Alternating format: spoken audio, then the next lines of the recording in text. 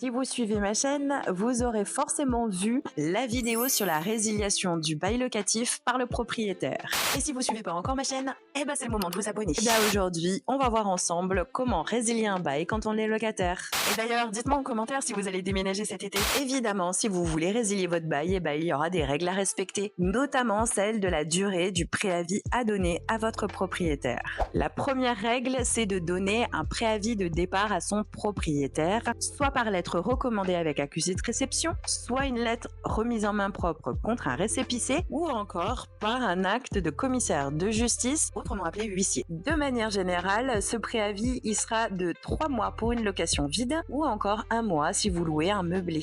Et comme d'habitude, qui dit règle dit exception. Effectivement, ce préavis il peut être réduit à 1 mois même si vous louez un logement vide. Quelle que soit la situation, le locataire devra informer du motif de réduction du préavis de départ à son propriétaire dans la lettre, mais il devra joindre aussi une pièce justificative de la situation. La première des situations d'exception et certainement la plus connue, c'est si vous habitez dans une zone tendue. Et pour savoir si c'est le cas, allez jeter un œil dans ma description. Ensuite, on trouve le cas de la mutation professionnelle, celle de la perte d'emploi, mais aussi le fait de retrouver un emploi à la suite d'une perte et l'emploi se trouve assez loin de votre logement actuel. Il y a également le fait que vous soyez bénéficiaire du RSA ou encore des allocations adultes handicapés, mais il y a aussi un fait de dégradation de votre état de santé qui justifie un changement de logement. Encore deux petites choses à savoir. La première, c'est que votre préavis de départ commence à courir à partir du moment où votre propriétaire aura reçu votre lettre et non pas à partir du moment où vous l'aurez envoyée ou rédigée. L'autre chose importante à savoir, c'est que vous continuerez à payer le loyer même si vous quittez votre logement avant la fin du préavis.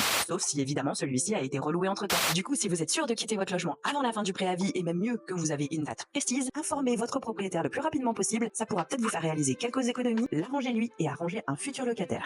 Donc pour résumer, oui, vous pouvez quitter votre logement à n'importe quel moment du bail tant que vous respectez les quelques règles que je viens de vous expliquer.